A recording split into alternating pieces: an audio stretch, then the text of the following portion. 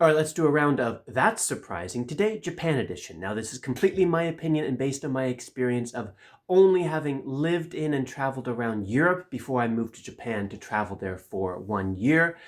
I was most shocked by the level of English, and not in a good way. It was very difficult to communicate with almost anyone. Now, granted, I was in a very rural area, but being in the large cities was not that much better often.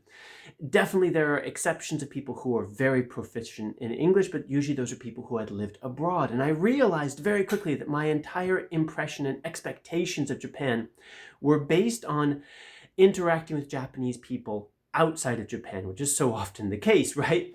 But those are people who have a different worldview, different skill set, different vibe than the people who stay in the country.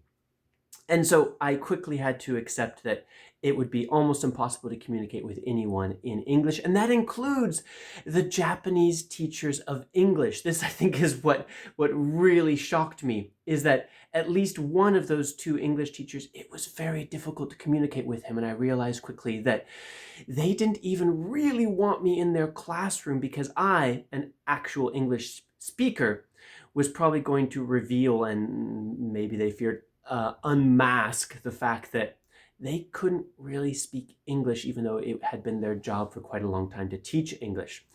Awkward, I know. Now, you might think that this is logical. Japan is like not bordering any English speaking country. Why should that be their priority? Except that it is. Students spend years and years studying English from quite a young age.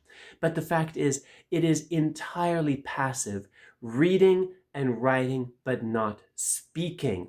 And there is a complete disconnect in those skill sets and realizing that you have to practice speaking and working on the accent and pronunciation and forming sentences quickly orally rather than just in the written form.